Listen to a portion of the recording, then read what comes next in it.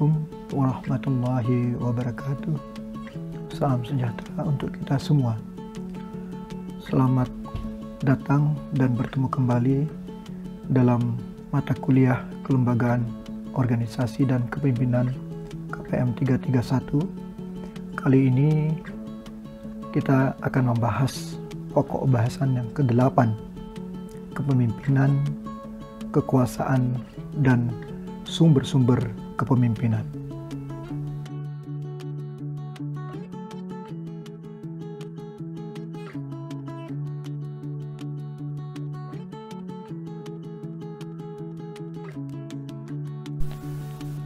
Saudara-saudara sekalian, dalam pokok bahasan ini terdapat 4 sub pokok bahasan yang akan saya jelaskan. Pertama, tentang pengertian kekuasaan. Sub pokok bahasan yang kedua mengenai kekuasaan dan kepemimpinan. Elit dan kepemimpinan masyarakat menjadi penjelasan saya tentang sub pokok bahasan yang ketiga. Sedangkan sub pokok bahasan yang terakhir adalah sumber-sumber kepemimpinan.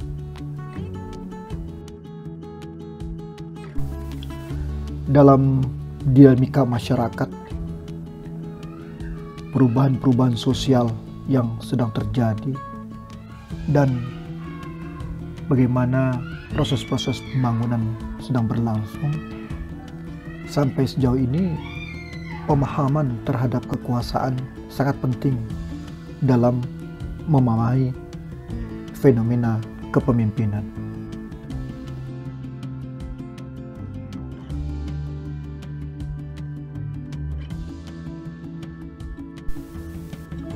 Menarik untuk kita memahami bagaimana hubungan antara kekuasaan dan kepemimpinan.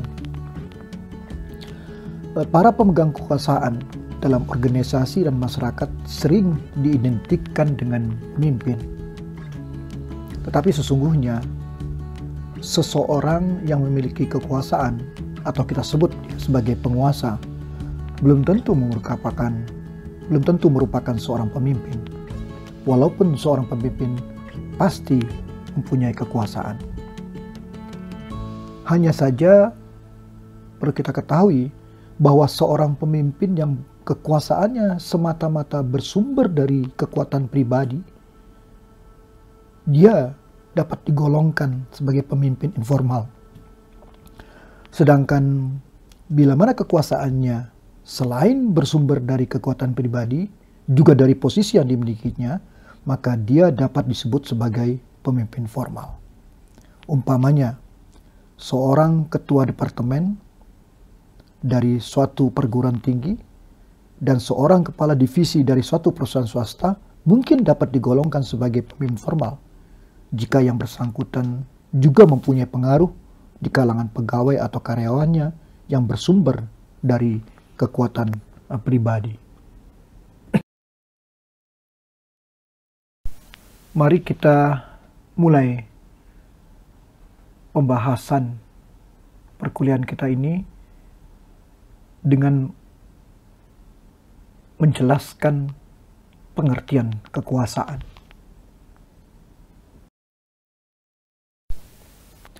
Dalam pengertian kekuasaan, menurut Amitai Etzioni, kekuasaan adalah kemampuan seseorang atau kelompok untuk melaksanakan keinginannya atau kebijakannya dan untuk mengontrol atau mempengaruhi perilaku orang-orang lain.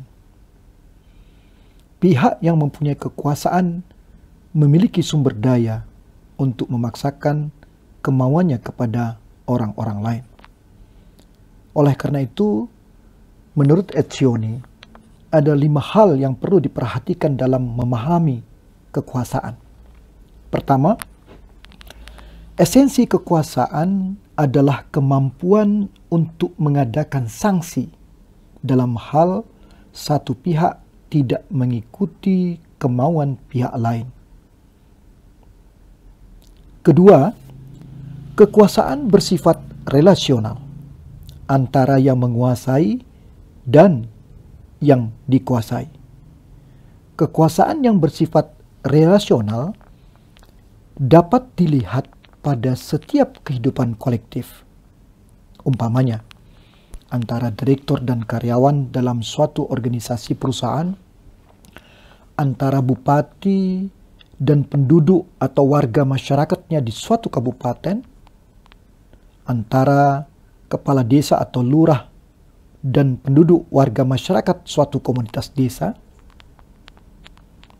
Bahkan di suatu masyarakat, kekuasaan mungkin dapat pada pemerintahan di berbagai aras atau level, di kalangan para pengusaha, pada tokoh-tokoh informal, dan pada berbagai unit sosial yang merupakan kesatuan hidup kolektif.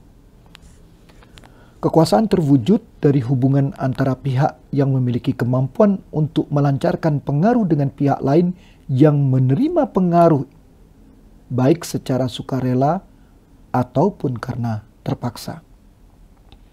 Jadi, sebenarnya orang atau pihak yang berkuasa diberikan mandat oleh mereka atau oleh pihak yang dikuasai.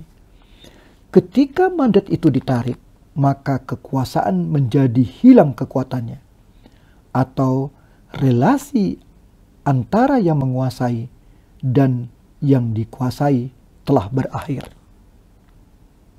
Hal yang ketiga, relasi kekuasaan tidak hanya terdapat pada organisasi-organisasi yang sifatnya formal, tetapi juga terdapat pada kelompok-kelompok informal seperti geng atau kelompok-kelompok preman yang dikuasai oleh seorang bos, di mana kekuasaan seorang bos berakhir ketika para preman yang berada di bawah kekuasaannya tidak lagi mengakuinya. Dengan kata lain, menarik mandat yang pernah diberikan. Keempat, apabila kekuasaan dijelmakan pada diri seseorang, orang itu kita sebut pemimpin. Sedangkan orang-orang yang menerima pengaruh merupakan pengikutnya. Terakhir, sebenarnya pengaruh atau influence dapat dibedakan dari kekuasaan atau power.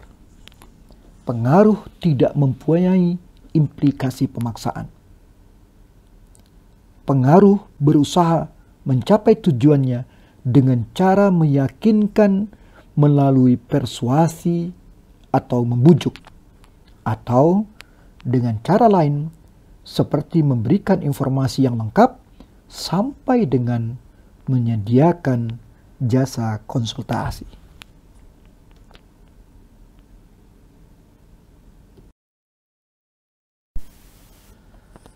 Sama dengan yang dijelaskan oleh Amitai Etchoni tentang kekuasaan,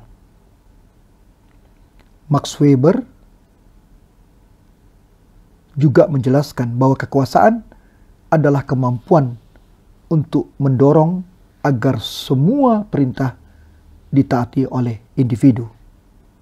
Perbedaannya adalah Max Weber menjelaskan kekuasaan dengan membedakan kekuasaan dari legitimasi dan wewenang. Max Weber menyatakan bahwa kekuasaan adalah kemampuan untuk mendorong agar semua perintah ditaati oleh individu. Sedangkan legitimasi merupakan penerimaan atas pelaksanaan kekuasaan karena sesuai dengan nilai-nilai yang dipegang teguh oleh individu-individu. Sedangkan wewenang, menurut Max Weber, adalah kombinasi antara kekuasaan dan legitimasi, atau kita sebut sebagai kekuasaan yang dipandang sah.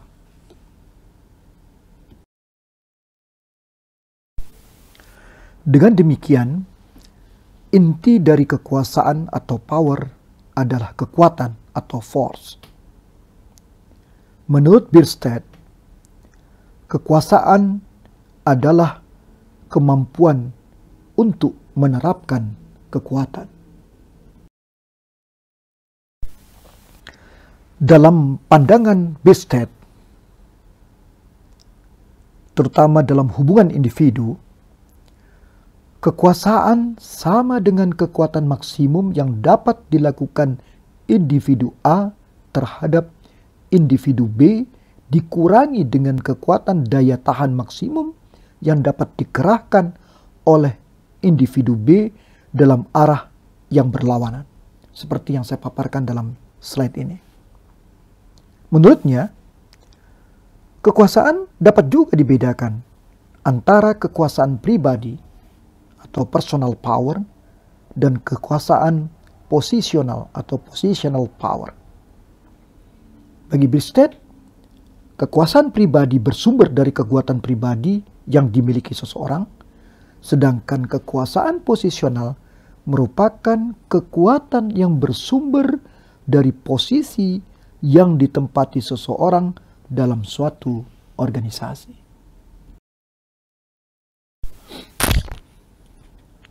Setelah kita memahami pengertian kekuasaan menurut Max Weber, Amitai Etzioni, dan Bistad, kini sampailah kita memahami tipe-tipe atau macam-macam kekuasaan.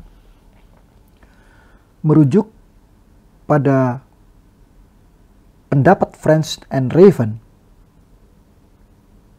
mereka mengidentifikasi 5 macam atau 5 tipe kekuasaan.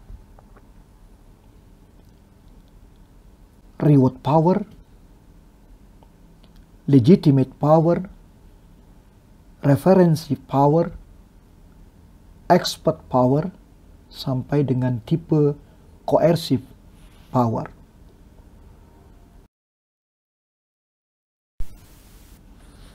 Menurut French and Raven, reward power adalah tipe kekuasaan yang berdasarkan pada kemampuan pemberian ganjaran atau imbalan.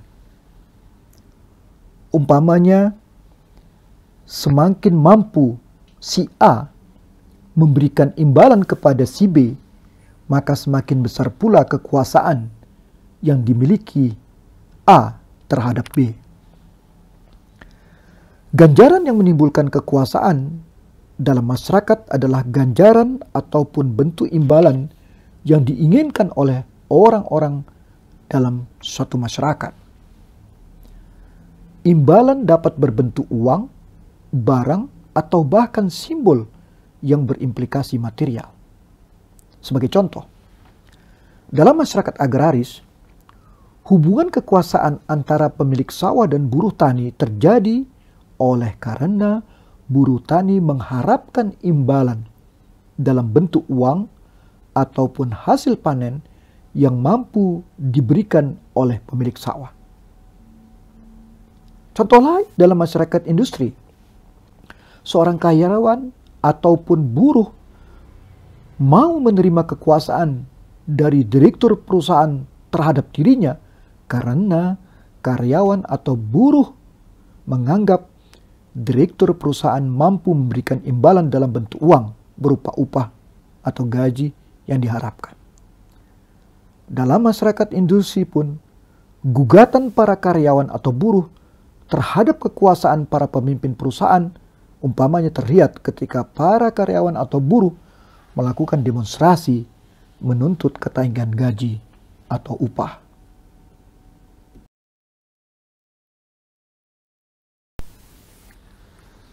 Tipe kekuasaan yang kedua adalah coercive power.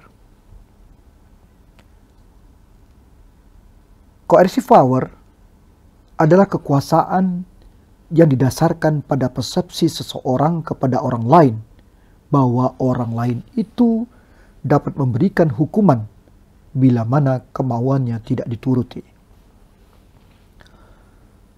Kekuasaan koersif sering terdapat pada hubungan antara atasan dan bawahan dalam suatu organisasi yang berjenjang seperti organisasi suatu pabrik dan organisasi militer. Dalam organisasi suatu pabrik, para pekerja atau buruh dalam hubungannya dengan supervisor seringkali tidak memiliki alternatif lain. Para pekerja atau buruh umpamanya dapat dikenakan hukuman atau sanksi pemecatan apabila tidak mengikuti kemauan supervisor dalam pelaksanaan tugas-tugas yang telah diberikan oleh supervisor. Begitu pula dalam organisasi militer.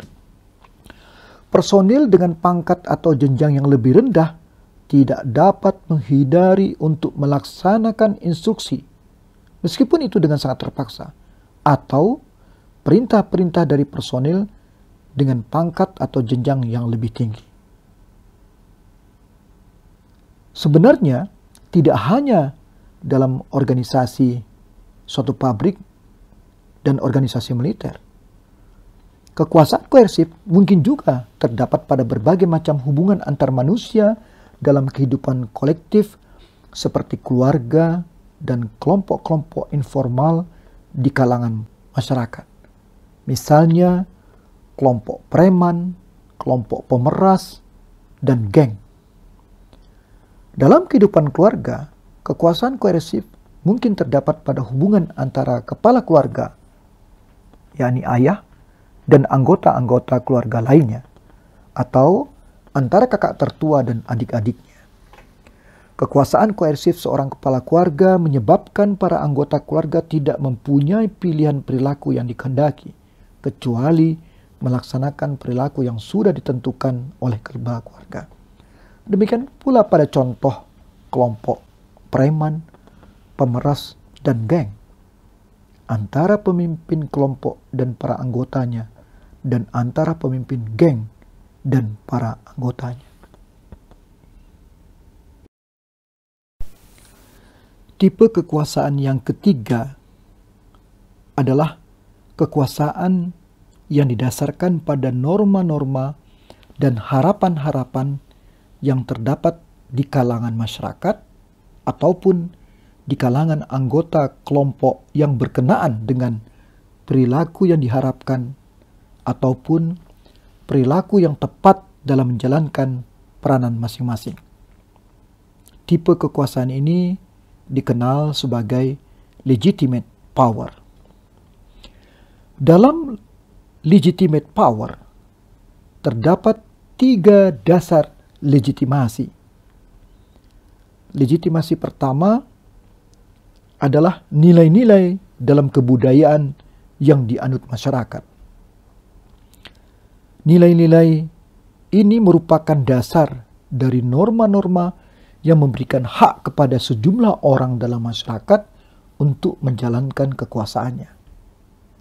Sebagai contoh, dalam suatu masyarakat adat atau masyarakat tradisional, norma-norma adat atau norma-norma tradisi memberikan hak kepada orang-orang dari keturunan tertentu seperti keturunan kepala suku, bangsawan, dan kepala desa adat untuk menjalankan kekuasaan dalam masyarakatnya. Warga masyarakat mengakui kekuasaan orang-orang dalam masyarakat berdasarkan nilai-nilai dan norma-norma yang menjadi pedoman dalam bertindak atau berperilaku.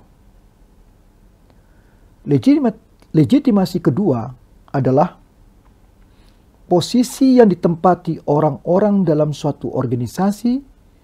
Orang-orang yang bersangkutan menjalankan kekuasaan sesuai dengan posisi yang ditempatinya.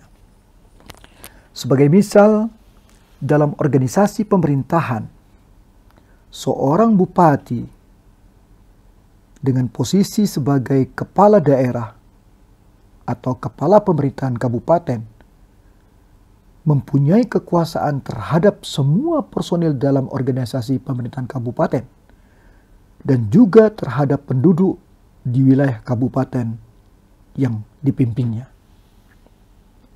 Contoh lain, pada suatu organisasi perusahaan, orang yang menempati posisi pada suatu jenjang sebagai atasan mempunyai kekuasaan terhadap para pekerja yang merupakan bawahannya. Legitimasi ketiga adalah penunjukan seorang ataupun orang-orang tertentu oleh suatu badan yang diakui oleh masyarakat ataupun kelompok tertentu. Orang yang ditunjuk menjalankan kekuasaan yang dipercayakan ataupun dilimpahkan kepadanya. Umpamanya, seseorang yang ditunjuk oleh pemerintah pusat untuk melaksanakan pemilihan kepala daerah di suatu provinsi, yakni pemilihan gubernur, kekuasaannya diakui oleh penduduk atau warga masyarakat di wilayah provinsi yang sesuai dengan waktu yang ditentukan. Contoh lain, seorang yang ditunjuk sebagai perwakilan organisasi Perserikatan Bangsa-Bangsa di Indonesia, kekuasaannya sesuai dengan tugas-tugas yang dilimpahkan kepadanya diakui oleh pemerintah negara Republik Indonesia.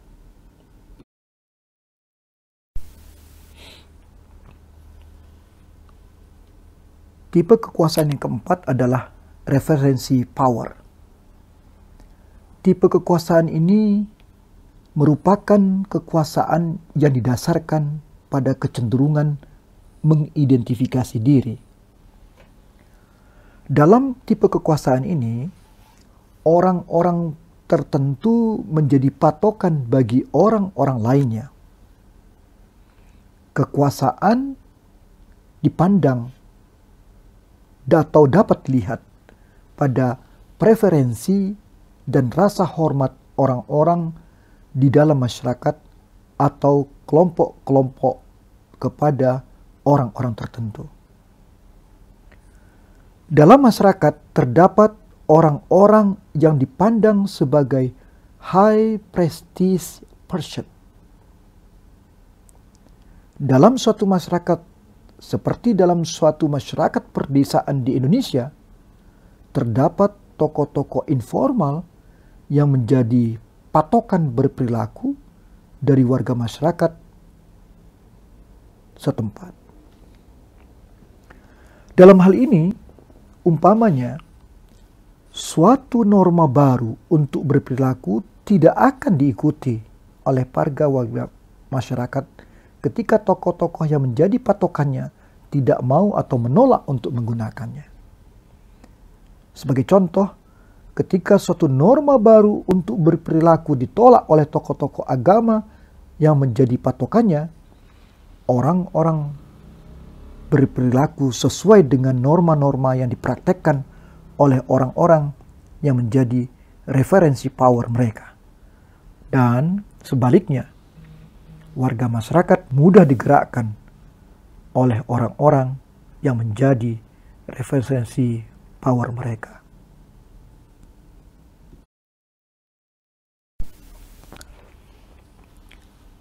Tipe kekuasaan yang terakhir adalah expert power. Tipe kekuasaan ini adalah kekuasaan yang berdasarkan pada persepsi kompetensi seseorang sehingga orang-orang lain menurutinya. Pendapat seorang expert, ahli atau pakar lebih berpengaruh dibandingkan pendapat mayoritas orang atau para anggota kelompok yang tidak dipandang sebagai expert. Orang-orang akan percaya kepada orang-orang tertentu yang lebih ahli dan lebih banyak memiliki informasi yang relevan. Tokoh-tokoh ilmu pengetahuan di berbagai bidang yang mempunyai karya-karya yang berpengaruh di bidangnya masing-masing akan diakui oleh warga masyarakat sebagai expert. Misalnya di bidang ekonomi, sosial, politik, dan psikologi. Sebagai wujud pengakuan terhadap keahliannya, mereka sering diminta pendapatnya tentang berbagai masalah atau fenomena yang terjadi di bidang yang menjadi keahliannya. Umpamanya, para expert sering diwawancari oleh media massa. Expert juga memberikan pemecahan-pemecahan masalah yang terjadi dalam pengambilan keputusan di berbagai bidang dalam kehidupan masyarakat dan sering ditentukan oleh expert power yang berada pada bidang-bidang mereka masing-masing.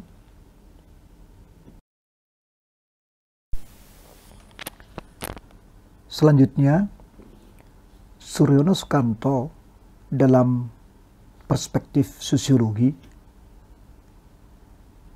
menjelaskan bahwa dalam hubungan antar orang atau antar kelompok terdapat 4 unsur pokok kekuasaan, yaitu rasa takut, rasa cinta, kepercayaan, dan pemujaan. Menurut Suryono Sukanto, rasa takut menyebabkan seseorang atau sekelompok orang melakukan tindakan atau perbuatan yang dikehendaki oleh pihak yang ditakuti. Hal ini dilakukan untuk menghindari kesukaran-kesukaran yang mungkin akan menimpa dirinya. Rasa takut dapat menyebabkan orang melakukan perbuatan yang meniru perbuatan orang-orang yang ditakutinya.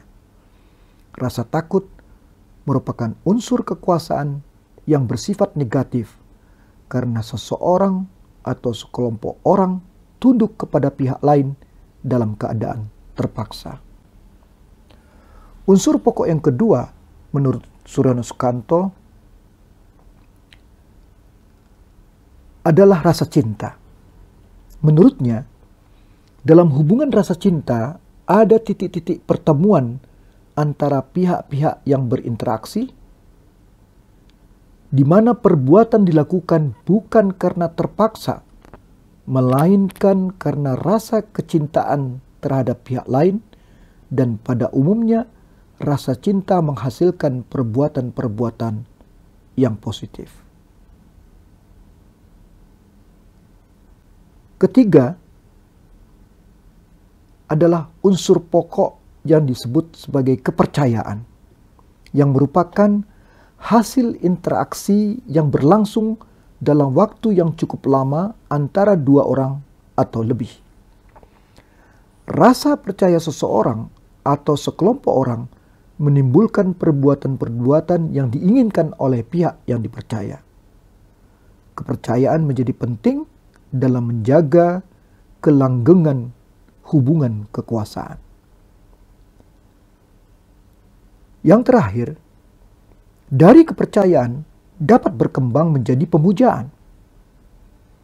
Dalam hubungan antar orang atau antar kelompok, rasa percaya masih dapat disangkal. Lain halnya dengan pemujaan. Orang-orang atau kelompok orang akan melakukan perbuatan-perbuatan yang dikehendaki oleh pihak yang menjadi pujaannya. Dalam masyarakat kita, misalnya dikenal adanya istilah kultus individu.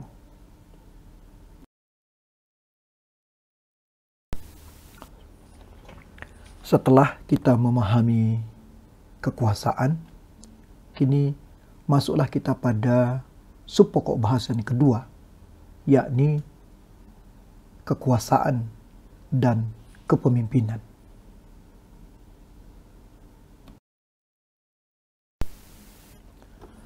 Mengenai kekuasaan dalam masyarakat,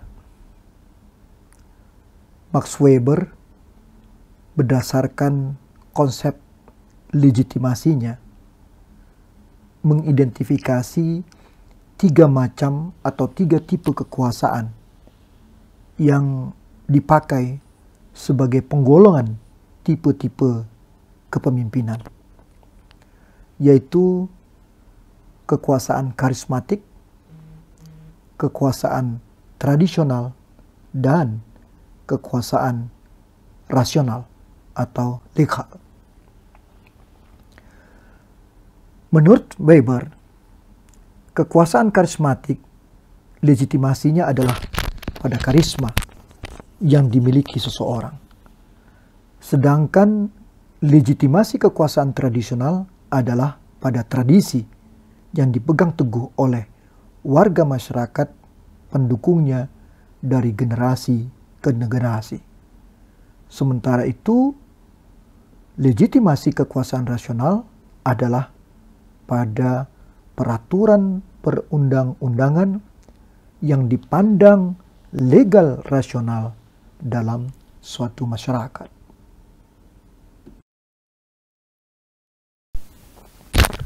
Dalam hubungan kekuasaan dan kepemimpinan, menarik memahami pendapat Frenz dan Raven yang menyatakan bahwa kepemimpinan merupakan bentuk diferensiasi hubungan kekuasaan di kalangan para anggota kelompok. Menurutnya, kepemimpinan merupakan suatu tipe hubungan kekuasaan di mana seseorang anggota kelompok mempersepsikan bahwa seorang anggota atau anggota-anggota lainnya mempunyai hak untuk menerapkan pola-pola perilaku yang ditentukan terhadap dirinya berkenaan dengan aktivitasnya sebagai anggota kelompok yang bersangkutan. Dalam konteks ini, Frenz dan Raven menyatakan bahwa kekuasaan merupakan sumber dari kepemimpinan, atau kepemimpinan merupakan suatu fungsi dari kekuasaan.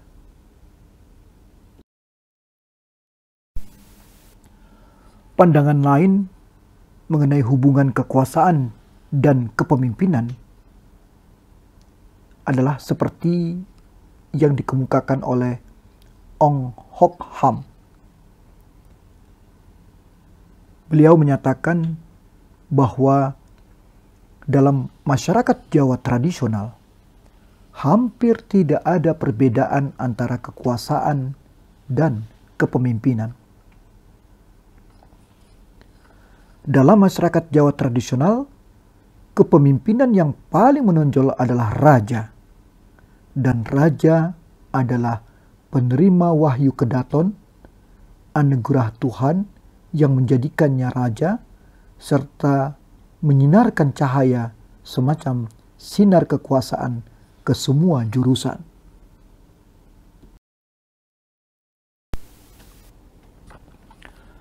Menurutnya, semakin dekat dengan raja akan semakin besar kekuasaannya, dengan demikian juga lingkungan pengaruhnya.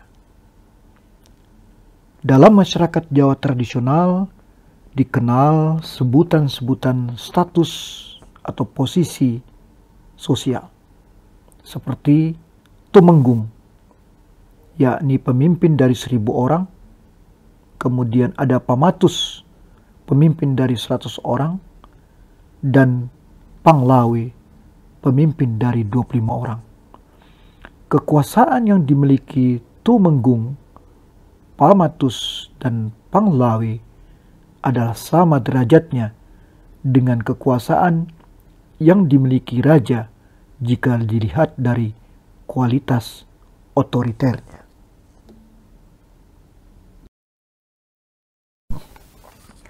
Pandangan lain seperti yang diungkapkan oleh Kuncharaningrat dengan merujuk pada tipologi kekuasaan atas dasar legitimasi yang dibuat oleh Max Weber, yakni kekuasaan karismatik, kekuasaan tradisional, dan kekuasaan rasional. Dalam pembahasannya tentang kekuasaan dan kepemimpinan, Kuncharaningrat menelaah pada masyarakat kecil, masyarakat sedang, kekuasaan dan kepemimpinan tradisional dalam masyarakat negara-negara kuno, dan masalah kekuasaan dan kepemimpinan di Indonesia masa kini. Seperti yang saya tampilkan pada slide berupa matrik, Kuncharaningrat menghubungkan antara komponen-komponen kekuasaan dalam arti luas dan syarat-syarat untuk menjadi pemimpin pada setiap kategori masyarakat yang ditelaahnya. Menurutnya, setiap komponen kekuasaan yang terdiri dari kewibawaan, wewenang, karisma, dan kekuasaan dalam arti khusus berhubungan dengan syarat-syarat kepemimpinan. Dia mencontohkan kekuasaan yang berlandaskan karisma, maka seorang pemimpin pada masyarakat sedang harus memiliki kekuatan sakti. Sementara pada masyarakat negara kuno harus memiliki wahyu Tuhan atau dewa-dewa. Dan pada masyarakat negara kontemporer harus memiliki lambang-lambang kepemimpinan dan memiliki ciri-ciri rohaniah yang disegani.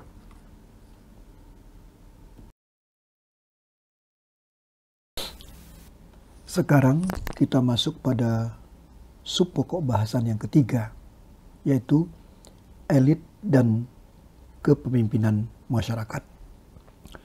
Di dalam sub pokok bahasan ini, kita akan membahas 3 pandangan mengenai hubungan elit dan kepemimpinan masyarakat, yaitu pandangan dari Vilfredo Pareto, yang kedua dari Gaetano Mosca, dan yang ketiga pandangan Ong Hok Ham.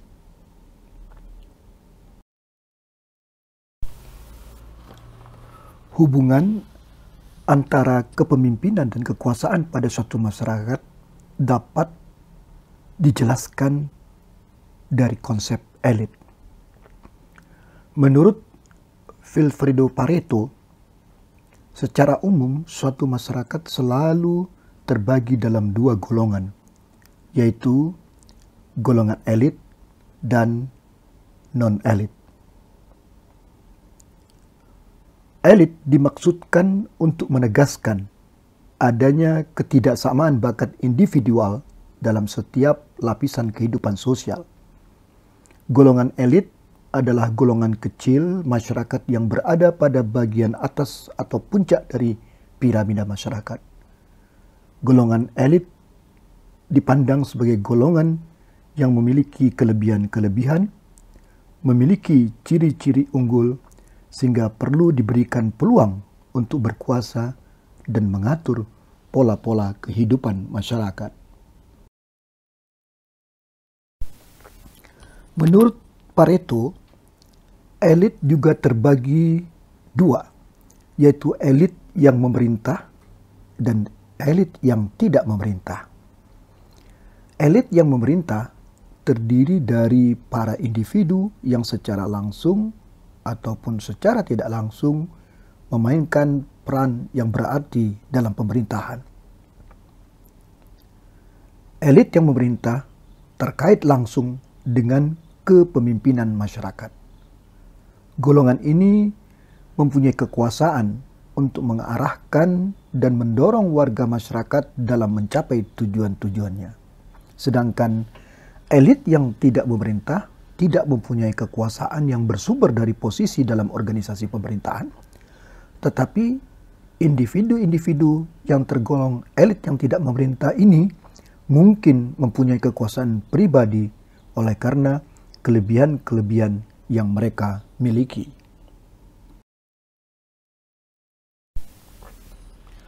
Berbeda dengan Pareto, Gaetano Mosca adalah orang yang pertama yang membuat pembedaan antara elit dan massa.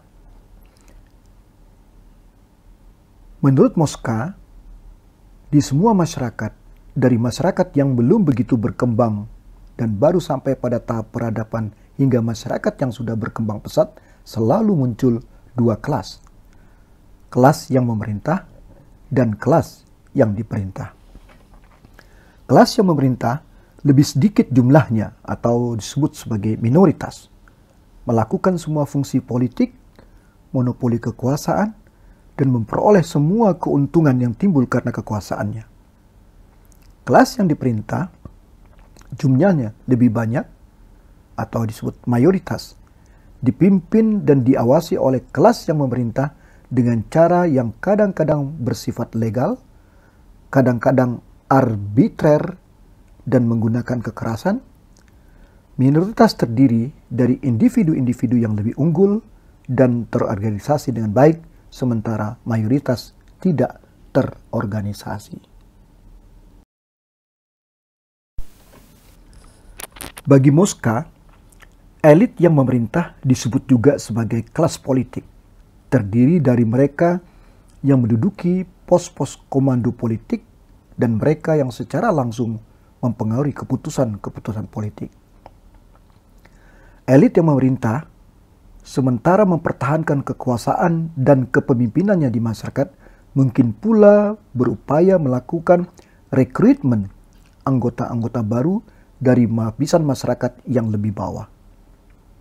Di samping itu, di suatu masyarakat juga terdapat elit tandingan atau counter elit yang dalam keadaan tertentu seperti melalui revolusi melakukan penggantian secara menyeluruh elit yang telah lama bercokol atau established. Dengan demikian, dalam kelas politik terdapat elit politik yang meliputi terutama semua anggota pemerintah dan administrator tinggi, pemimpin-pemimpin militer, dan pemimpin-pemimpin perusahaan besar. Berbeda dengan Pareto dan Mosca, Ong Okham menjelaskan tentang elit yang berkuasa di dalam masyarakat Indonesia yang menurutnya ada salah satu ciri kaum elit dalam masyarakat tradisional adalah tidak mempunyai pengikut dalam satu golongan atau kelas sosial. Menurut Ong Okham, elit berstruktur patron klien atau kawula gusti atau bapak anak buah. Para elit saling bersaing dalam memperoleh pembagian dana atau sumber-sumber ekonomi. Dalam masyarakat seperti masyarakat Indonesia, dasar dan legitimasi kekuasaan adalah kuasa itu sendiri. Menurutnya, pada masa kerajaan tradisional, para raja memonopoli perdagangan, menguasai bea cukai, perkapalan, dan memiliki money man. Dalam abad ke-20, pada masa Indonesia tidak berbeda dengan dahulu, menunjukkan kecenderungan atau tren yang sama.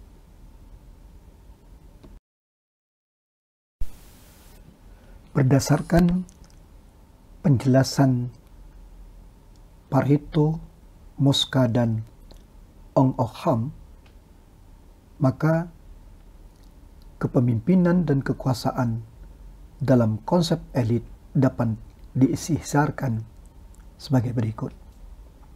Pertama, di dalam masyarakat terdapat elit dan non-elit. Kedua, elit merupakan golongan yang memiliki kelebihan-kelebihan, ciri-ciri unggul, sehingga diberikan peluang untuk berkuasa dan mengatur pola-pola kehidupan masyarakat. Elit timbul karena ketidaksamaan bakat individual dalam setiap lapisan kehidupan sosial. Mereka berada pada puncak piramida masyarakat. Elit dapat dibedakan menjadi elit yang memerintah dan elit yang tidak memerintah. Elit yang memerintah terkait langsung dengan kepemimpinan masyarakat. Sekarang sampailah kita pada subpokok bahasan yang terakhir, yakni sumber-sumber kepemimpinan.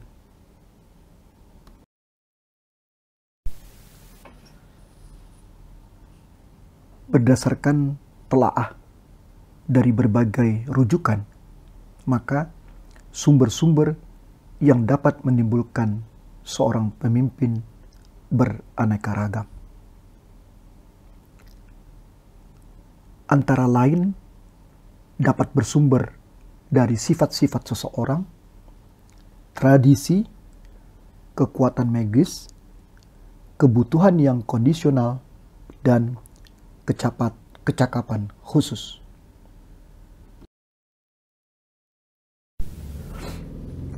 Sumber kepemimpinan yang pertama adalah sifat-sifat seseorang. Sifat-sifat seseorang dapat menjadi sumber kepemimpinan seperti ketangkasan, keberanian, kecerdasan, dan kecepatan mengambil keputusan. Misalnya, dalam masyarakat berburu, sifat ketangkasan dan keberanian menjadi faktor penentu utama seseorang dijadikan pemimpin.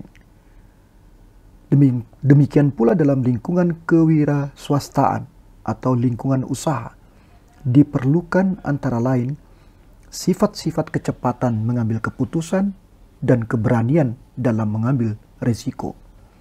Kelompok-kelompok masyarakat yang memiliki kebudayaan ataupun subkebudayaan yang berbeda mungkin pula memerlukan sifat-sifat yang berbeda dari seorang pemimpin. Sumber kepemimpinan yang kedua adalah berkenaan dengan tradisi. Dalam tradisi terdapat dua azas yang dapat memunculkan seseorang menjadi pemimpin, yaitu azas kelahiran dan azas senioritas. Azas kelahiran atau keturunan terutama dapat dijumpai dalam masyarakat-masyarakat yang masih memegang teguh tradisi. Sebagai contoh, anak raja menjadi raja, golongan bangsawan menempati posisi-posisi kepemimpinan dalam masyarakat. Misalnya, keturunan lurah berpeluang besar untuk dapat menjadi lurah. Azas senioritas merupakan salah satu azas yang sudah ada sejak lama. Berdasarkan azas ini, seseorang dapat menjadi pemimpin karena faktor usia, banyak pengalaman, dan lama masa kerja atau masa dinasnya. Sumber kepemimpinan yang ketiga adalah kekuatan magis. Kalau kita perhatikan dalam berbagai peristiwa sejarah, banyak orang-orang yang memiliki kekuatan magis selalu muncul sebagai pemimpin. Di beberapa masyarakat tradisional, orang-orang yang dipandang sakti mempunyai banyak pengikut. Sebagai contoh, dalam masyarakat Baduy, Siberut, dan Belitung, orang yang memiliki kemampuan untuk menyembuhkan penyakit dengan kekuatan magis menjadikannya pemimpin dalam masyarakat itu. Sumber kepemimpinan yang keempat adalah kebutuhan yang kondisional. Kebutuhan ini dapat melahirkan pemimpin-pemimpin di suatu masyarakat. Misalnya, pada masa revolusi, masyarakat membutuhkan pemimpin dengan karakteristik yang sesuai dengan kondisi saat itu. Sumber kepemimpinan yang terakhir atau yang kelima adalah kecakapan khusus.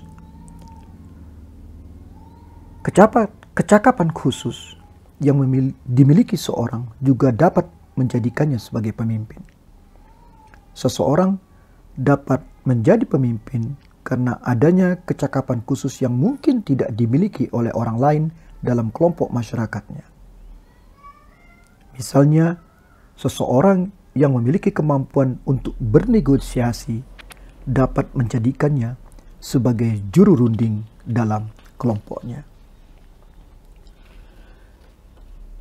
Dari kelima sumber kepemimpinan tersebut,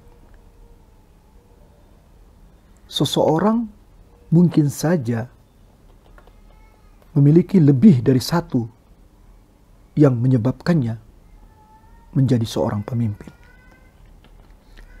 Dalam masyarakat kita, kalau kita perhatikan, kepala suku, timbulnya pemimpin-pemimpin pada zaman perjuangan kemerdekaan dan revolusi fisik, munculnya tokoh-tokoh kemuka masyarakat desa serta para pemimpin di berbagai bidang kehidupan.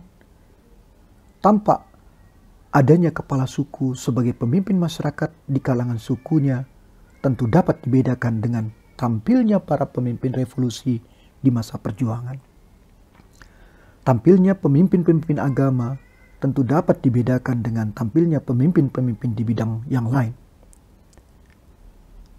Dasar pengakuan masyarakat atau anggota kelompok terhadap para pemimpin di bidang tertentu mungkin sekali berbeda dengan dasar pengakuan mereka terhadap para pemimpin di bidang-bidang yang lain.